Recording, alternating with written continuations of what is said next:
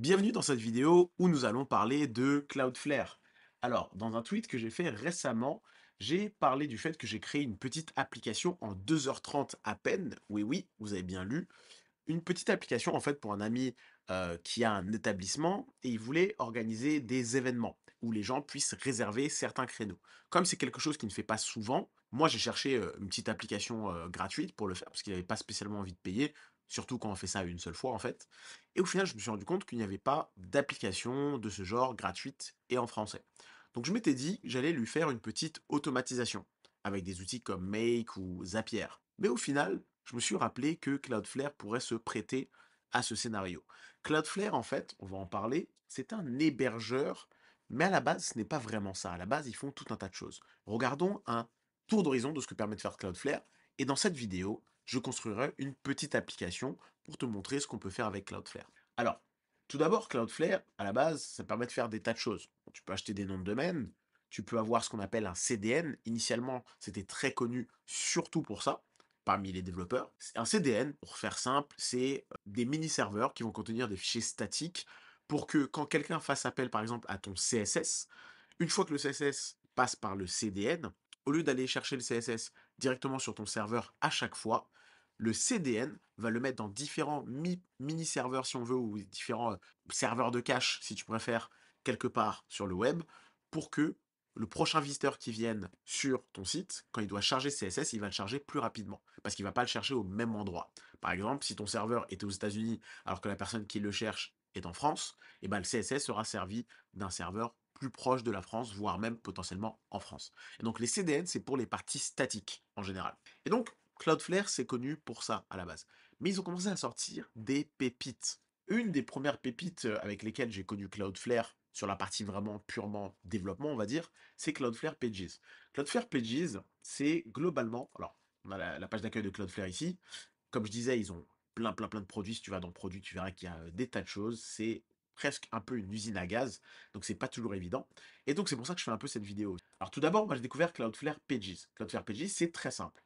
C'est pareil que Netlify à la base, c'est-à-dire Netlify c'était fait pour stocker des sites statiques, et ça concerne aussi les SPA, hein, les sites faits en Vue.js, React ou autres, qui n'ont pas de SSR, qui sont juste des sites statiques qui peuvent être des SPA grâce au JavaScript. Donc c'est un peu comme ça à la base, comme Netlify, comme Vercel, et comme bien évidemment, pendant longtemps, on a eu GitHub Pages, qui était très connu, qui permettait d'héberger des sites statiques. C'est la même chose. Donc ici, tu peux stocker des sites que tu as fait en HTML, CSS, JS, tout simplement, qui n'ont pas de back. Si tu peux très bien avoir un back avec lequel tu fais des appels d'API, mais ça ne sera pas stocké sur GitHub Pages ou Vercel ou autre quand on est sur cette partie site statique. Et donc Cloudflare Pages, c'est ça.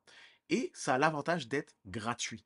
Que ton projet soit à but lucratif ou pas, c'est gratuit. Et en fait, on va se dire, bah, pourquoi ils font ça? Ils font ça parce que, tout simplement, il y a quand même des limitations. Tout d'abord, ici, tu ne peux faire qu'un build à la fois. Donc si tu as plusieurs sites, tu ne pourras pas build plusieurs sites en même temps.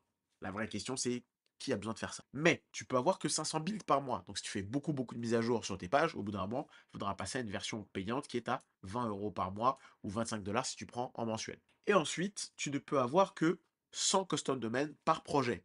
C'est énorme, c'est énorme. Mais ce que ça veut dire, c'est que tu ne peux pas avoir en fait plusieurs noms de domaine. Par exemple, si tu crées une sorte de CMS, admettons, et que tu veux pouvoir connecter les noms de domaine de tes clients, tu ne pourras pas en avoir beaucoup sur la version gratuite. Et parce qu'en plus, c'est par projet. Tu peux avoir des sites en illimité. En illimité. Ce qui veut dire que tu peux avoir des domaines en illimité. Tu peux avoir un domaine par projet en illimité, vu que tu peux avoir 100 custom domaines par projet. Tu peux avoir il n'y a pas de limite de trafic. C'est-à-dire que souvent, avec Netlify, Vercel, ce genre de choses, les limites, elles se situent sur le trafic ou sur est-ce que tu as le droit de faire des projets payants à but lucratif ou pas, etc. Sur Cloudflare Pages, il n'y a pas de tout ça. Tout est full gratuit. Tout le reste, après, c'est des builds en plus ou c'est, comment dire, des domaines en plus, etc., etc. Donc tout ça, on s'en fiche un peu. Donc là, déjà, tu peux héberger ton framework préféré, Nuxt, Next, peu importe, du moment que tu fais du statique, tu peux héberger mon framework préféré, statique, Astro, dessus. C'est vraiment très simple à faire. Ensuite, ce que j'ai utilisé d'autre, c'est que Cloudflare, il permet de faire plein d'autres choses. Il permet d'héberger aussi du back-end. Alors là, c'est là où ça devient un peu tricky. Il y a une petite subtilité. Pour héberger du back-end, Cloudflare, ils ont Cloudflare Worker. Donc un worker, ça va être grosso modo du serverless, ça va être des petites fonctions que tu peux appeler comme ça, tu crées des petites fonctions, etc. Et c'est du serverless. Donc c'est distribué dans le monde entier pour être le plus proche possible des gens. Et surtout, il n'y a pas de problème de scalabilité. C'est eux qui vont scaler pour toi. Donc que tu aies une personne, que tu en aies 1000 ou que tu en aies 1 million, Cloudflare va auto-scaler le code, enfin l'infrastructure, pardon, pour toi. Le souci, c'est qu'il y a un catch, il y a une petite subtilité. Tout d'abord, Cloudflare Workers, ce n'est pas du Node.js. Ce n'est pas non plus Dino, ce n'est pas non plus du Bun. Ce qui veut dire que c'est leur propre runtime JavaScript à eux, et on ne peut pas tout faire. On ne peut pas tout faire. Ils vont t'expliquer dans la doc un peu tout ce qu'on peut faire, mais ce qui nous intéresse ici, c'est quoi? C'est que c'est, comme je dis, un peu partout dans le monde. Donc ils vont faire en sorte de délivrer un worker, donc le back-end, le plus proche possible de celui qui fait la demande. Donc comme je disais tout à l'heure, si par exemple tu es aux États-Unis, enfin à la base ton serveur, si tu avais un VPS, s'il était aux États-Unis et quelqu'un fait la demande en France, le trafic doit aller de la France aux États-Unis. Là, avec Cloudflare Worker, ils ont un peu repris leur système de CDN, ils vont essayer de le placer le plus proche possible des gens. Donc ils vont répliquer ton code à plein d'endroits différents dans le monde. Mais, qu'est-ce qu'on peut faire? On peut faire du JS, on peut faire du Rust, du C ou du C++. Ça, c'est plutôt pas mal déjà. On peut héberger plusieurs choses. Évidemment, moi ici, dans l'exemple, je vais utiliser du JavaScript tout à l'heure. Il n'y a presque pas de cold start. C'est-à-dire que souvent, ce genre de choses, par exemple, on a Firebase Cloud Functions ou Supabase Edge Functions ou encore les Lambda AWS, souvent, ils ont ce qu'on appelle un cold start. C'est-à-dire que comme ce sont des choses qui se répliquent beaucoup et qu'on ne veut pas les maintenir allumées tout le temps, et ben en fait, ils vont s'allumer quand quelqu'un fait une requête sur le serveur. Et donc pour certains, ça déclenche, on va dire, un cold start, donc une petite lenteur pour les premières personnes qui font les requêtes. Eux, ils disent qu'ils ont un cold start qui est vraiment très faible. Donc ça, c'est plutôt pas mal. Et en termes de coût, on arrive encore à ce qui nous intéresse, c'est gratuit. En tout cas, il y a une version gratuite très généreuse. On a jusqu'à 100 000 requêtes par jour. Donc il peut y avoir 100 appels vers votre API ou autre par jour, parce que vous n'êtes pas obligé de renvoyer que de l'API. Hein. Un worker, ça peut aussi renvoyer du HTML. Alors si vous renvoyez que du HTML, ça n'a pas de sens de prendre un worker. Il vaut mieux prendre Cloudflare Pages, qui est beaucoup plus pratique pour ça. Le worker, il sera juste plus flexible dans la façon de renvoyer le HTML si ce qu'on renvoie, ce n'est pas du HTML statique. Si on veut renvoyer du HTML de manière dynamique en fonction de ce qui se passe sur le serveur. On peut créer d'API, renvoyer du HTML, renvoyer ce qu'on veut. Et donc, 100 000 requêtes par jour. Fois 30 jours, ça nous donne 3 millions. Donc on peut faire 3 millions de requêtes par mois. Dans la version payante, qui coûte pas très cher, elle est à 5 dollars normalement. Minimum, c'est 5 dollars par mois. On a 10 millions de requêtes pour 5 dollars. Et ensuite, c'est 30 centimes par million additionnel. C'est quand même très généreux et c'est très pratique si tu fais des choses où tu vas pas forcément avoir beaucoup de requêtes, tu vas pas forcément avoir beaucoup d'users et où ton but c'est d'avoir quelque chose que tu héberges gratuitement. 100 000 requêtes par jour, encore une fois, c'est énorme. Quand on est sur un projet où il y a pas mal de requêtes, par exemple, parce que, je sais pas, admettons, vous faites un éditeur vidéo, ou vous faites, tiens, on va prendre un meilleur exemple. Vous faites une application comme Excalibro. Sur une application comme Excalibro, où en fait chaque mouvement, il faut qu'il soit auto-sauvegardé, etc., pour que si je recharge la page, je sois au même endroit, bah là c'est plus délicat. Alors, Excalibro, ils peuvent trouver différents moyens d'économiser de l'argent s'ils étaient sur Cloudflare Workers. Par exemple, chaque mouvement, au lieu d'envoyer ça vers le serveur, on pourrait tout simplement sauvegarder ça en local storage, là, sauvegarder chaque étape, et à la fin, au bout de, je sais pas, toutes les 5 secondes ou 10 secondes, faire une sauvegarde massive pour sauvegarder seulement de temps en temps. Alors on peut faire ça, mais ça changerait au fait que sur un outil comme Excalibro, il y a beaucoup en fait de requêtes qui vont passer. Pour quelque chose comme ça, Cloudflare Pages, en termes de coût, de Cloudflare Worker, pardon, en termes de coût, ne serait peut-être pas le plus adapté. Donc si vous faites quelque chose où il va y avoir des requêtes dans tous les sens, tout le temps, même sur une petite session, c'est peut-être pas le plus adapté. Mais quand vous n'avez pas forcément beaucoup de requêtes ou quand vous pensez que vous n'allez pas avoir beaucoup de users, c'est très adapté, c'est très intéressant et c'est très généreux. Encore une fois, 100 000 requêtes par jour, c'est énorme. Maintenant, qu'est-ce qui est intéressant aussi? On peut déployer 100 worker script, plein de network, blablabla, tout ça, etc.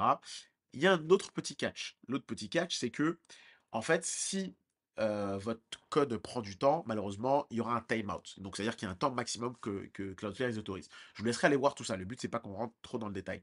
Mais là, il parle vraiment que de temps d'exécution de votre code. Donc, si par exemple, vous faites des appels externes vers OpenAI, vers une API externe, un service que vous utilisez, peu importe, ce temps n'est pas compté dans le temps du worker.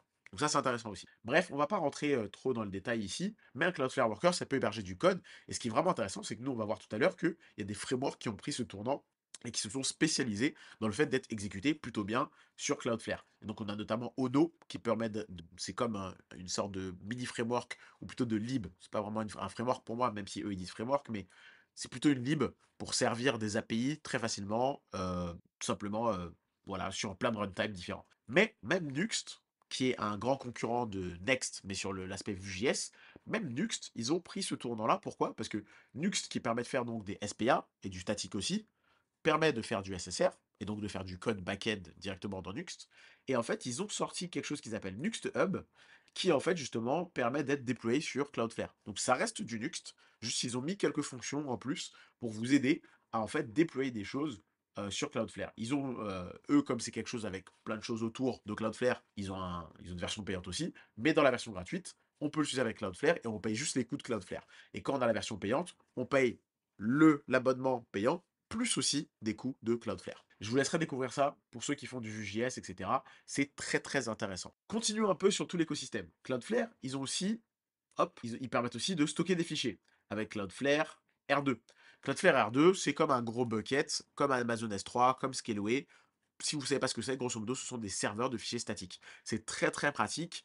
Plutôt que de stocker ça, par exemple, quand vous avez un VPS sur votre disque dur, il peut vite être saturé si vous stockez beaucoup de fichiers. Et ben là, en général, on va vouloir stocker ça sur un serveur qui est fait pour stocker des fichiers en masse et qui coûte beaucoup moins cher et qu'on paye à l'usage. Donc, à la base, un des plus connus, c'est Amazon WS S3. Enfin, c'est AWS S3. Et il y en a eu d'autres par le temps. Et du coup, Cloudflare R2, qui est vraiment très pratique aussi et qui a une tarification qui est aussi assez généreuse. Et en plus, ils ont, en fait, contrairement à S3 ou même Scaleway, en fait, ils n'ont pas de frais sur les lectures. Ils ont que des frais sur du stockage principalement et d'autres choses. Ensuite, on a Cloudflare D1. Et ça, c'est très intéressant. Pourquoi je vous parle de tout ça avant qu'on rentre dans le schéma? Vous inquiétez pas, on va rentrer dans le code. Vous inquiétez pas. Calmez-vous, ça va venir. Je vous explique tout ça pour qu'on voit un peu tout l'écosystème et tout ce que Cloudflare peut offrir. C'est pas du tout sponsorisé par Cloudflare. Si ce Cloudflare passe par là, sponsorisez-moi, sponsorisez le Dev Ultime. Mais cette vidéo n'est pas sponsorisée. Cloudflare D1, c'est leur base de données SQLite. Le SQLite, c'est une base de données qui est très pratique, que beaucoup de gens oublient, alors que quand ils ont des petits projets, le SQLite, ça suffirait amplement. Et en plus de ça, c'est portable. On peut le déplacer un peu comme on veut, parce qu'un SQLite, c'est juste un fichier. Sauf que, là, avec D1, vous avez du SQLite serverless qui va scaler pour vous, qui va permettre d'aller très très loin, et qui a plein d'autres petites fonctionnalités intéressantes, comme le fait de pouvoir revenir en arrière à un moment donné dans la base de données si on a fait des erreurs, etc. Les sauvegardes, patati patata, des choses que propose un hébergeur. Et pareil, là, on est sur des prix qui sont abordables, qui en fait sont des prix qui dépendent des workers, etc. Parce que c'est à utiliser avec le worker. C'est-à-dire que D1, vous devez forcément l'utiliser avec un worker. R2, normalement, c'est utilisable même à l'extérieur de Cloudflare. Mais D1, normalement, c'est utilisable que dans Cloudflare. Ensuite, vous avez plein d'autres choses. Vous avez par exemple le KV, qui est en fait, hop, si je reviens là, Cloudflare KV, c'est comme en fait Redis pour ceux qui connaissent. C'est une sorte de mini base de données en mémoire qui va stocker des choses très intéressantes. Vous pouvez mettre des temps d'expiration, etc. C'est fait pour stocker vraiment de petites choses qu'on veut accéder très rapidement, parce que c'est plus rapide d'accès qu'une base de données, que la base de données D1 en SQLite. C'est vraiment pour stocker des petites choses quand vous mettez en cache notamment, par exemple. Et l'avantage de KV, c'est que c'est aussi déployé à plein d'endroits différents dans le monde. Et il y a plein d'autres choses.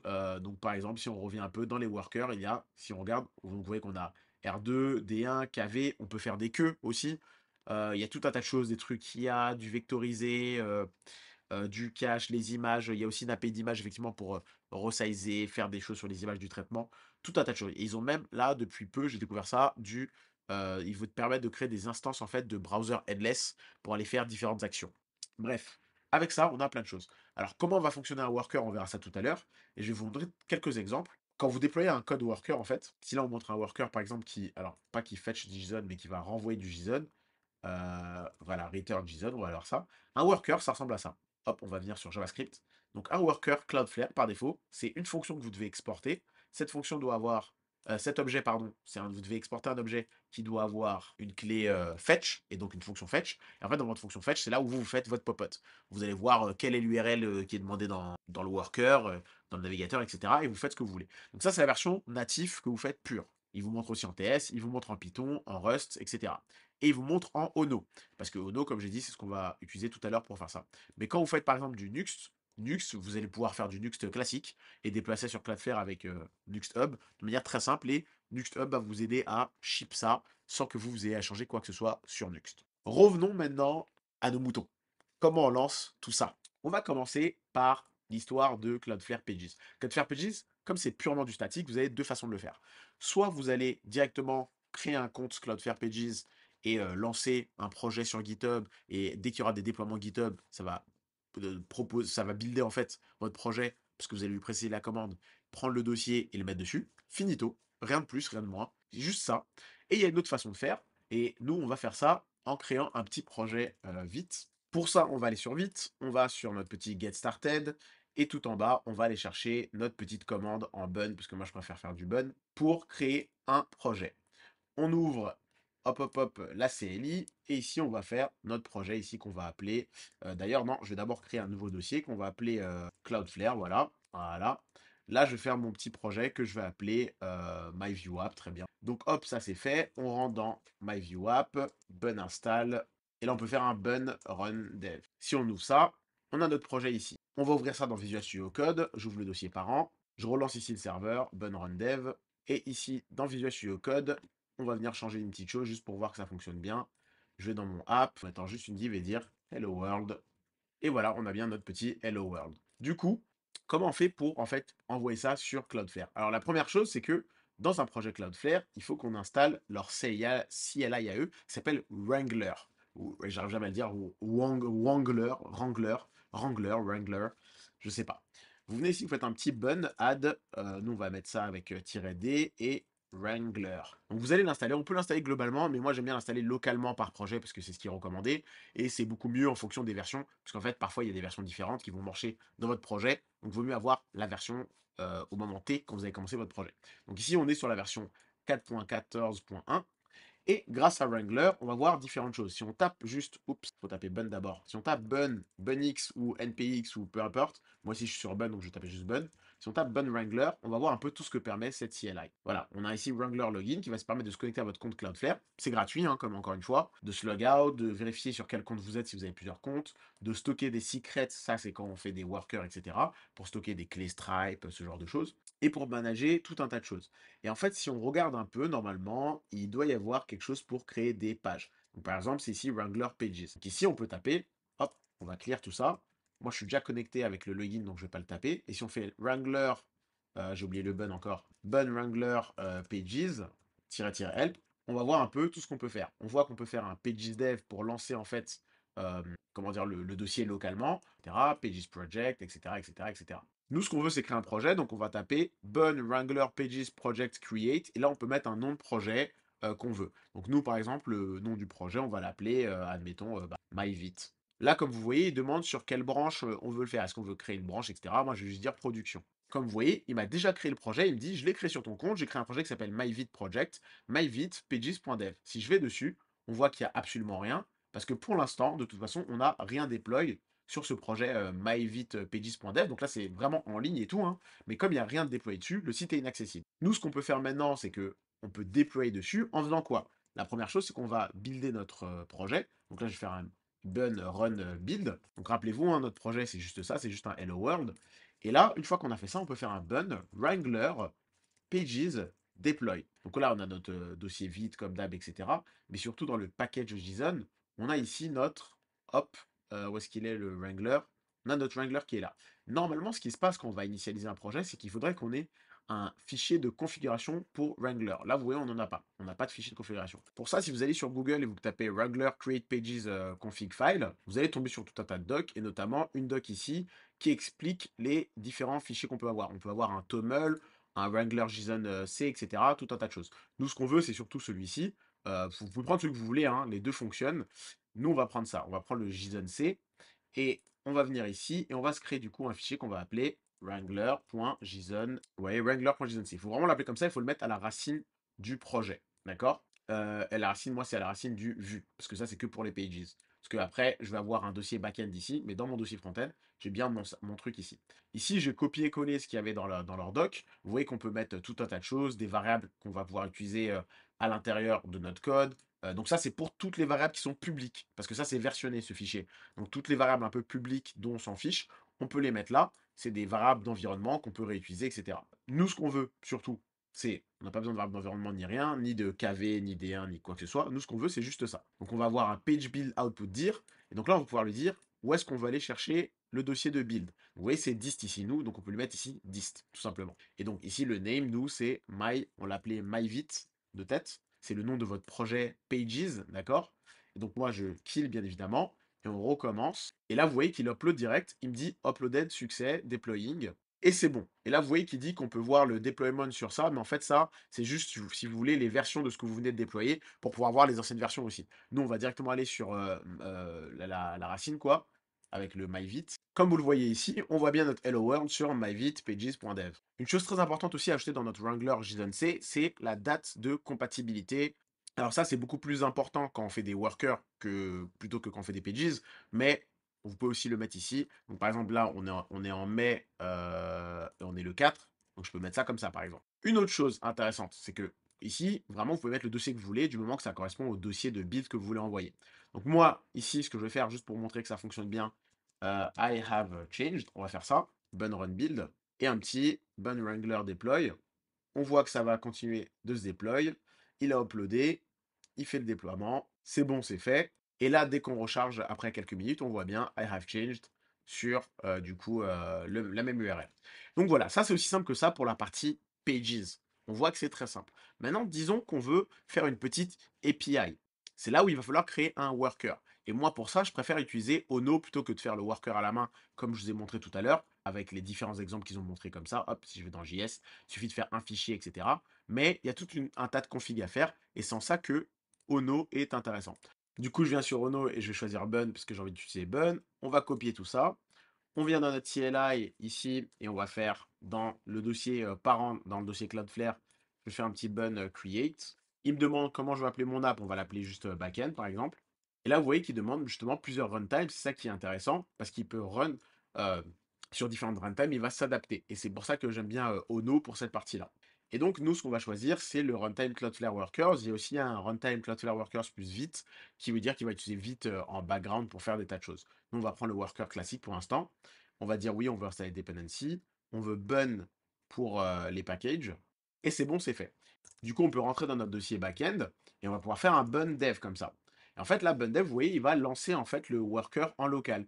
Et en gros, si on va voir un peu notre package.json, le run dev, qu'est-ce qu'il fait? Il appelle juste wrangler dev. Parce que render peut wrangler la CLI qui est déjà installée dans ce projet Ono, parce qu'on a choisi le runtime Cloudflare justement, va pouvoir lancer en fait l'équivalent des workers en local. Et donc, on va pouvoir avoir les vrais comportements le plus possible de ce qu'on aurait sur le vrai worker en ligne. Et donc, nous, avec ça, on voit qu'on a une petite API ici. On peut aller vérifier. Et on voit qu'on a même des tas de choses qui vont se console log ici si il se passe quelque chose. Donc, regardons un peu ce qui se passe. On a un Wrangler JSON-C dans ce projet aussi, comme vous voyez, hein, parce qu'on a besoin d'un config Wrangler spécialement pour les workers. Donc là, on voit un nom, on voit un main qui va les taper sur notre fichier TS. On peut aussi mettre un fichier JS si on ne veut pas faire de TS. On a comme d'habitude le compatibility date. Et après, on a tout un tas de choses si on avait justement des buckets, des databases, etc. Et comme on voit ici, on voit bien que database, ça peut être un tableau parce qu'on peut avoir plusieurs databases, au même titre qu'on peut avoir plusieurs buckets, au même titre qu'on peut avoir plusieurs KV, etc., etc. On peut avoir des vars aussi qui sont des variables, encore une fois, à injecter en fonction de l'environnement. Nous, ce qu'on veut, c'est aller dans le TS. On voit que Ono, c'est très simple. On charge Ono, on crée une instance, et ensuite on peut faire des get, des posts, des deletes, et on exporte l'app Ono. Allons tester juste ça d'abord sur la page d'accueil. On a bien Hello Ono. On peut changer ça en mettant, hop hop hop, je suis le dev ultime. Et si on recharge, on a bien je suis le dev ultime. On peut directement faire du JSON si on a envie. Par exemple, on vient ici, et au lieu de faire ça, on va faire un JSON. Et vous verrez que Ono, c'est vraiment très simple à prendre en main. Ici, par exemple, je pourrais ça texte, et je suis le dev hop ultime qui fait du Ono. On sauvegarde ça. On vient ici, on fait slash API. C'était pas slash API. Ah oui, bah je l'ai remis sur l'accueil. C'est logique, ça n'a pas marché. On fait ça sur slash API. Vous voyez qu'il y a les pages 404 qui sont aussi gérées pour vous. Et si là je recommence, on a bien du JSON qui est là.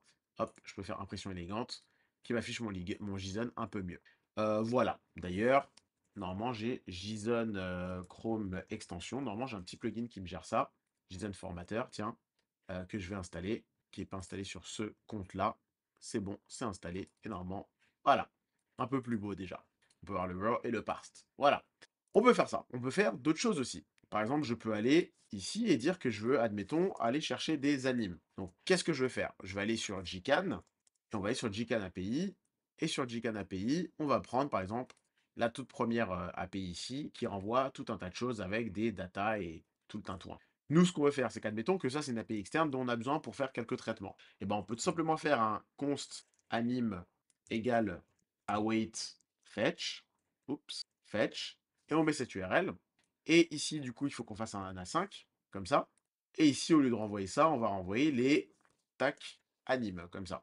Si on revient un peu ici, et qu'on vient sur anim, on voit qu'il y a une erreur. Et qu'on regarde la console, on voit qu'il y a eu pas mal de temps comparé par exemple aux appels, aux autres appels. Donc on voit que la requête s'est faite, et c'est probablement tout simplement parce qu'on n'a pas renvoyé le JSON dans la res. Ici on fait une petite res JSON, et voilà, là ça fonctionne correctement. Alors là il dit qu'il ne connaît pas fetch, etc. parce qu'on est en TS et il manque des petites définitions TS. Si on renomme ça en JS, et qu'on vient ici et qu'on dit qu'on veut du JS à la place là, qu'on close tout ça et qu'on relance notre serveur, on verra qu'il n'y a plus de problème, on a bien notre API qui est bien là, etc. etc. Donc si ici, par exemple, je voulais directement renvoyer non pas Anime, mais les datas dans Anime, on voit que ça fonctionne bien, que ça me récupère bien juste le tableau de data, etc. Et là, je peux faire moi un peu tout ce que j'ai envie de faire. C'est-à-dire que ici, je pourrais très bien dire quelque chose que j'appelle par exemple, je sais pas moi, filtered, admettons, comme ça. Et ici, je fais mon petit anime, point data, point map, point filter plutôt, avec mon item, et filter l'item sur ce que je veux. Donc ici, concrètement, ça fait une API REST et vous faites ce que vous voulez dans cette API REST. Vous pouvez faire des posts, des puts, des deletes, des patchs, vraiment à peu près tout ce que vous voulez. Ensuite, maintenant, admettons qu'on veut déployer ça. Comment on fait? C'est là que tout devient intéressant. Encore une fois, le point le plus important, ça va être ce JSON-C Wrangler ici. On vient ici et on ferme tout ça. Et donc, on fait notre bun Wrangler deploy. Là, vous voyez qu'il nous demande si on veut un subdomain workers dev parce que j'ai pas de nom de domaine sur ce compte-ci. On peut donc dire oui. Il nous demande quel nom de domaine on aimerait. Donc là, moi, je vais juste dire le dev ultime. Il me demande si je veux déployer sur le dev ultime workers.dev. Je vais mettre oui. Comme vous le voyez là, c'est bien déployé. On peut aller voir toutes les infos ici. C'est déployé sur une URL spécifique. Le nom du worker, point, le nom de domaine choisi pour ce compte. Et quand on va dessus, on a bien je suis le dev ultime. Si on va sur slash API, on a bien texte je suis le dev ultime. Et si on va sur slash anime, on va avoir normalement voilà tous nos animes. Maintenant, si on veut aller un peu au bout des choses, si on retourne dans notre code et qu'on va dans le code front-end, et qu'on va ici quelque part sur la page d'accueil, et qu'ici par exemple on veut faire un petit test, on va par exemple faire ici un petit fetch, tout simplement, pareil, hein, fetch côté front, on fait ça, on fait la même chose en fait, c'est-à-dire que je vais faire un const anime égale ça, qui va avoir un petit ven res comme ça, res.json, comme ça. On fait ça, et ici, au lieu d'avoir ça, bon, on peut mettre ça dans un petit H1 par exemple. Voilà. Et ici, on va faire un petit, du coup, une petite div avec un v for sur les anim in animes, comme ça. Et ici, on peut avoir un petit anim.title normalement. On peut le lancer si on a envie de voir en local, justement. Donc, en local avec un bun dev. On va dessus. On a bien Hello World, I have changed. On a un petit souci puisqu'on ne voit pas le reste. On va faire inspecter l'élément. On regarde la console et on voit qu'il nous dit qu'il y a des histoires de cores. Alors là, du coup, il y a plein de façons de gérer ça. On va dans Ono, on regarde un peu comment on peut gérer les cores en tapant ici cores tout simplement. On voit qu'il y a un middleware à ajouter qui permet de gérer tous ces trucs-là avec du cores comme ça. Donc on va venir dans notre backend, on va aller dans notre index.js. Moi, je vais faire la version simple. La version simple, c'est juste de faire un use comme ça, de mettre tout ça, et ensuite de faire un option de mettre ça. Euh, Ici, il vaut mieux pas mettre des étoiles, il vaut mieux protéger, justement. Là, le but, de toute façon, ici, c'est pas de vous apprendre les bases du back-end, hein, c'est de vous montrer ce qu'on peut déployer sur Ono. Mais comme d'habitude, c'est à vous de mettre en place toutes les bonnes pratiques que vous avez côté back. Donc ici, bien évidemment, faire un étoile, c'est pas forcément la meilleure des choses, ce qu'on veut. On va plutôt vouloir mettre le nom de domaine qu'on autorise ou les noms de domaine qu'on autorise, etc. Là, je vais faire la version un peu salace. Alors, on va faire ça comme ça. Et comme le front, je veux qu'il tape vers la prod, en temps normal, ici, ce que je ferais, c'est plutôt que je taperais vers le worker local. Et ensuite, je mettrais des variables d'environnement pour séparer les deux. Mais là, c'est pour vous montrer que ça fonctionne même en prod. Donc l'idée, c'est que déjà, je vais redéployer, en fait, hop, le back en faisant un Wrangler deploy. Ça, c'est fait. On peut retenter notre front en local. On relance la page. On va dans le network, on va dans notre fetch, on voit que le fetch a bien fonctionné, mais je ne vois pas ici les choses. On va changer ça en H2 juste pour voir. Comme un con, j'ai oublié qu'ici, en fait, j'avais une promesse. Donc, ce qu'on va faire, c'est qu'on va plutôt se la jouer ref comme ça de tableau vide. Et ensuite, oups, et ensuite, on va plutôt faire ça. Et ensuite, un autre petit zen. Et ensuite, on va faire un JSON qui vient ici, qui aura le petit anims.value égale le JSON comme ça. Tac. Et là, on est bon. Et normalement, il faut importer ref de view comme ça. Et normalement, on sera bon. J'ai ma petite ref, je fais ça, on fait ça. C'est parti, on revérifie ce qui fonctionne. Et on voit que ça a fonctionné. Vous voyez, tac, ça a fonctionné. Et donc maintenant, si on revient là et qu'on va dans le front et que je kill tout ça et que je fais un bun run build, et ici on fait un petit bun wrangler pages deploy, et on peut se faire une petite commande à la base dans son package JSON si on a envie d'avoir ça en plus court. On voit que ça a uploadé, ça déploie, ça a fini de déployer. On va sur notre petit myvit pages, on voit qu'on a ça, et après quelques temps, on a ça, et tout fonctionne bien. Voilà. Là, vous avez vu un peu comment gérer tout ça. Alors, je ne vais pas forcément rentrer dans la partie base de données, KV, etc. parce qu'on voit que c'est un peu long.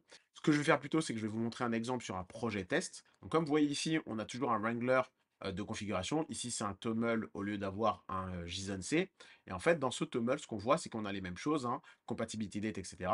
Sauf que pour ajouter une base de données, on a utilisé donc la commande pour créer une base de données et la mapper ici. Donc en fait, vous allez à chaque fois avoir un binding pour savoir comment appeler l'instance de cette base de données dans votre worker. Il y aura du coup un nom de DB et un ID que j'ai caché ici pour ne pas montrer le mien. On a un binding de cache aussi, etc. Et en fait, à chaque fois que vous allez avoir des choses, ça va être comme ça. Sauf que du coup, dans la version JSON-C, bah, c'est dans un JSON et qu'en plus, vous pouvez en mettre plusieurs si vous avez plusieurs DB pour différentes choses ou plusieurs caches.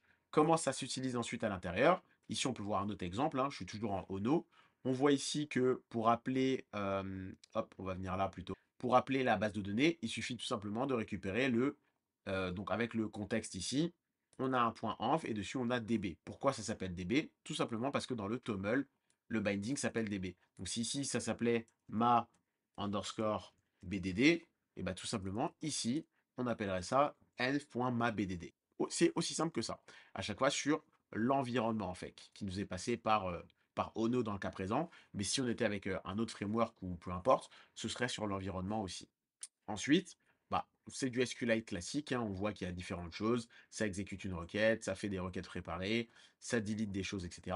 Et là, la partie intéressante, c'est le cache. On voit que le cache aussi, pareil, il s'appelle cache. Pourquoi? Parce que le binding s'appelle cache. Et on peut donc, sur ce cache-là, faire, si on vérifie un peu comment je m'en suis servi dans cet exemple ici, hop, cache, il est où? Voilà. D'abord, je delete le cache, je pense qu'il manque une portion de code. Voilà, ici, par exemple je vais chercher mon cache, donc en mettant la clé du cache en question. Donc c'est juste des clés valeurs, clés valeurs. Moi ici, je l'ai appelé students2.all. Si je vois que j'ai un cache, et ben, je m'en sers et je return la valeur de ce cache.